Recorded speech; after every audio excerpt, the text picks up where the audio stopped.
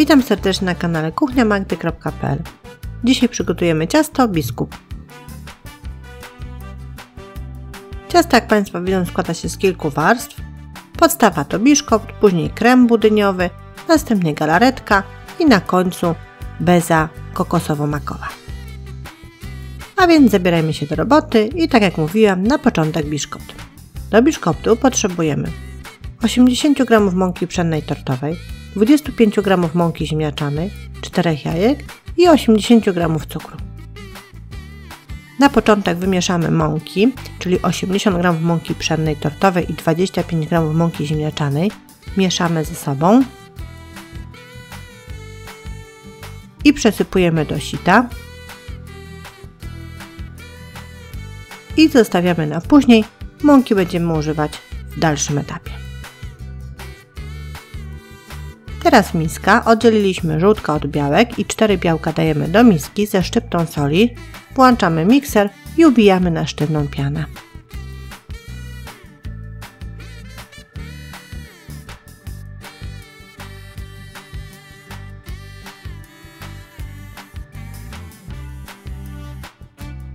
Jak piana ubita, to etapami dodajemy 80 g cukru.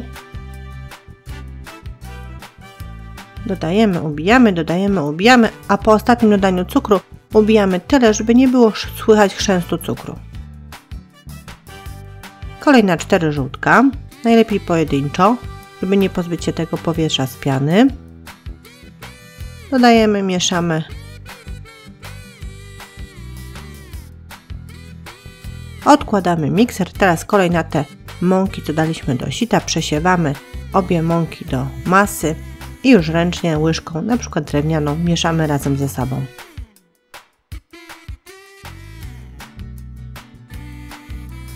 Mąki też dodajemy powoli, systematycznie, nie wszystko naraz. Pamiętajmy, że mąka opada na spód, przykleja się do boku, to wszystko trzeba dobrze wymieszać.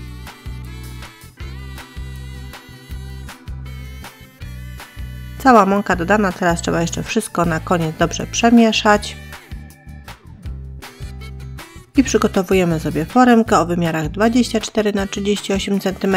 Sam spód wykładamy papierem do pieczenia i do środka wykładamy naszą masę na biszkopt.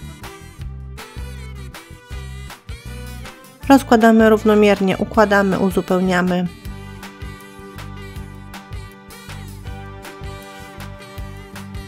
I taką foremkę wstawiamy do piekarnika nagrzanego do 160-170 stopni Celsjusza. Pieczemy tak około 15-20 minut.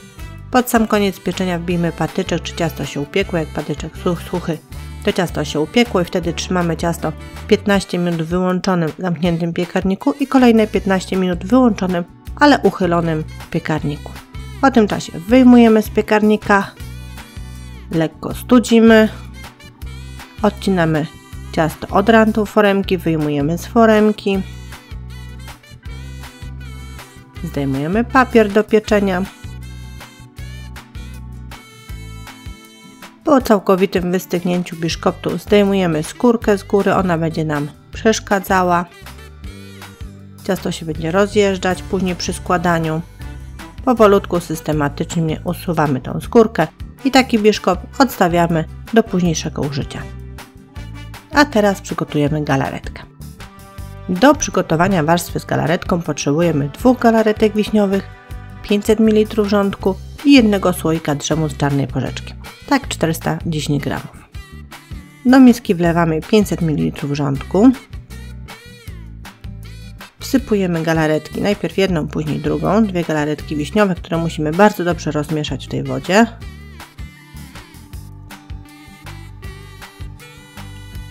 A teraz dodajemy drzem z czarnej porzeczki, który musimy też dobrze wymieszać z naszą galaretką. Tą czynność możemy przygotować sobie wcześniej, ponieważ po wymieszaniu wszystkiego musimy to zostawić do wystudzenia i lekkiego tężenia, a wiadomo, że galaretka długo stygnie. Kolej na bezę.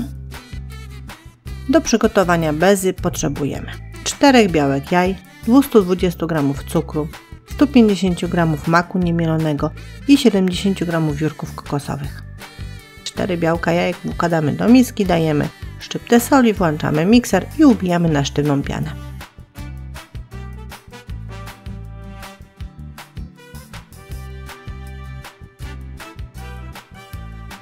Po ubiciu piany na sztywno będziemy dodawać 220 g cukru.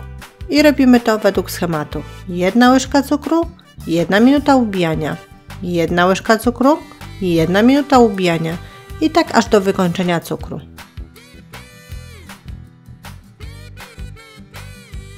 Tak wiem, ręce będą Państwa boleć. Siłownia dzisiaj będzie zaliczona. Nie da się tego skrócić, chociaż film skróciliśmy. Myśmy już dodali cały cukier. Ubijaliśmy go po każdej minucie. Więc odkładamy mikser, teraz już ręcznie będziemy mieszać, a wcześniej dodajemy 70 g wiórków kokosowych i na przykład łopatką czy łyżką wtłaczamy te wiórki w pianę. I teraz dodajemy 150 g maku niemielonego i wszystko razem mieszamy ze sobą.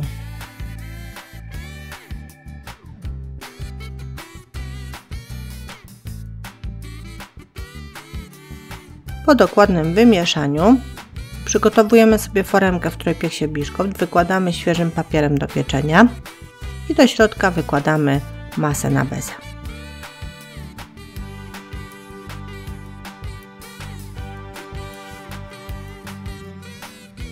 Rozprowadzamy równomiernie.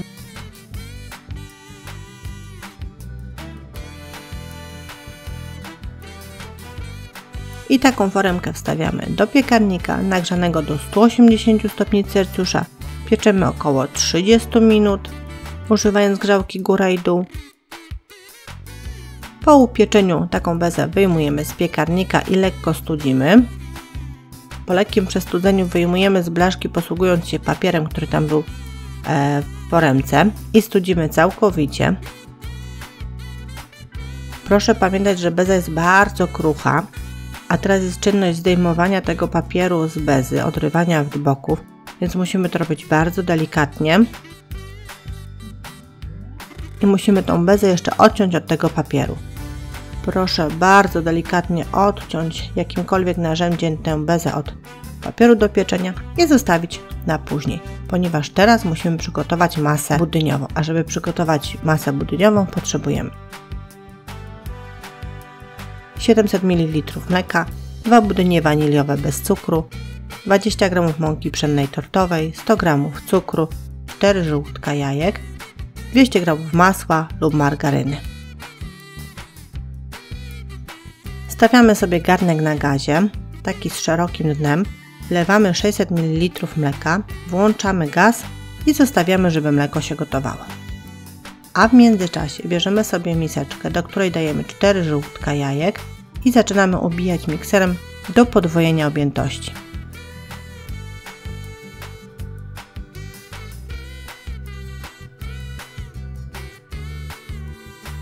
Wtedy dodajemy 100 g cukru i nadal ubijając, ubijamy, aż żółtka zmienią kolor na jaśniejszy.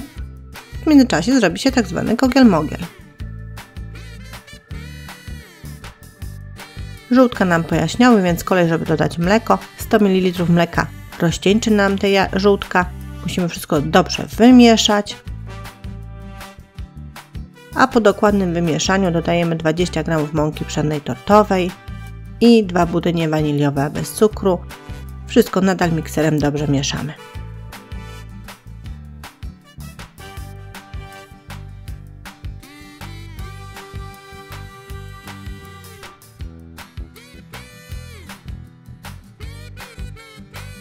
Masa do budyniu przygotowana. Proszę pamiętać, żeby taką masę przed wlaniem bezpośrednio do mleka również jeszcze przemieszać, żeby nic na spodzie się nie osadziło. Nasze mleko się już zagotowało, więc tą masę budyniową powoli strumieniem wlewamy do środka i cały czas mieszamy. Musimy cały czas mieszać, ponieważ budyń ma tendencję do przypalania się.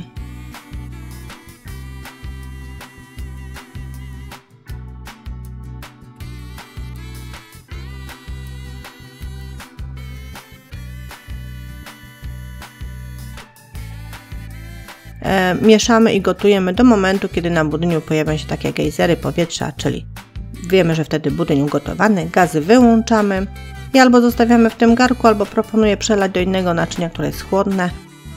Przelewamy budyń.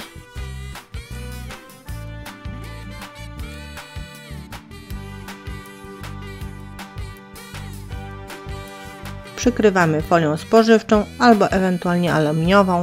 Przykrywamy z wierzchu, żeby nie zrobił nam się korzuszek, który będzie nam przeszkadzał w uzyskaniu jedwabistego kremu budyniowego.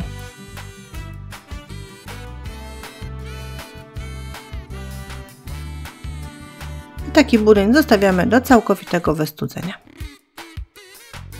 No po jakimś czasie, dość długim czasie, bo wiadomo, budyń też długo stygnie, zdejmujemy folię spożywczą.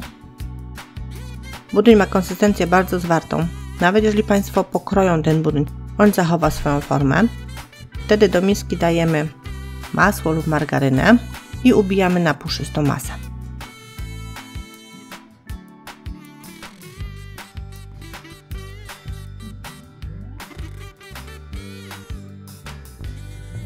Po dokładnym ubiciu tłuszczu dodajemy budyń.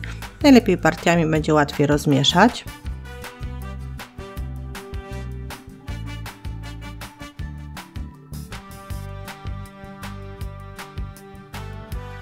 I po dodaniu ostatniej partii budyniu nie przerywajmy mieszania, musimy mieszać, miksować dalej.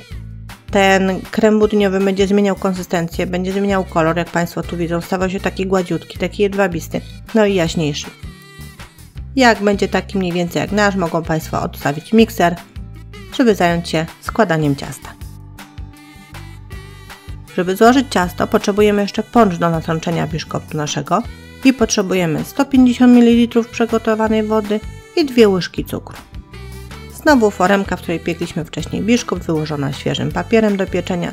Na spód wykładamy wcześniej upieczony biszkopt. Przygotowaliśmy sobie poncz z podanych składników, wymieszaliśmy je i teraz nasączamy nasz biszkopt tym ponczem.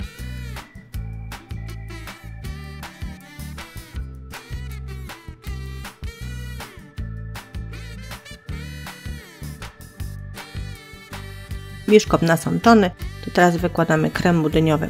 Proszę pamiętać, że biszkopt jest bardzo delikatny, więc proponuję ten krem budyniowy wyłożyć takimi małymi porcjami, żeby nie zgnieść biszkoptu pod spodem. A jak wyłożyliśmy krem, to trzeba go teraz rozłożyć równomiernie, wyrównać.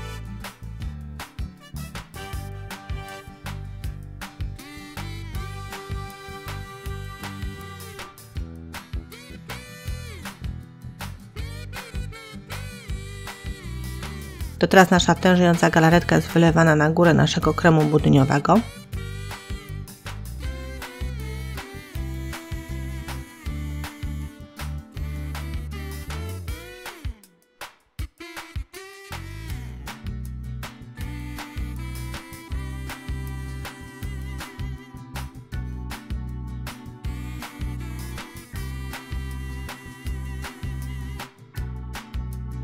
Galaretka rozłożona, kolejna bezę makowo-kokosową, tylko uprzedzę, jeżeli galaretka jest za rzadka jeszcze, proszę poczekać, bo przy wykładaniu tej bezy ona po prostu podejdzie na górę i ciasto nie wyjdzie. A my delikatnie położyliśmy bezę makowo-kokosową, no i element dekoracyjny, polewa czekoladowa, na którą potrzebujemy 1 tabliczkę czekolady mlecznej i 3 łyżki mleka. W kąpieli wodnej rozpuszczamy jedno z drugim, mieszając, łącząc i teraz nabierając polewę na łyżkę, pozwalając jej ściekać z tej łyżki, będziemy tworzyć takie esy floresy na tej naszej bezie.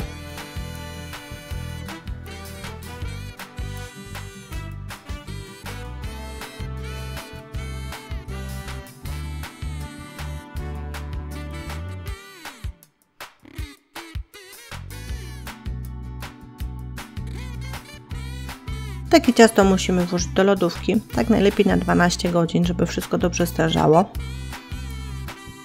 A po tym czasie mogą Państwo robić furorę wśród znajomych tym ciastem, bo jest przepyszne. Nie dość, że ładnie wygląda, to tak jak mówię, jest przepyszne. A ja żegnam się z Państwem, zapraszam na kolejne przepisy i porady na kuchniamagdy.pl.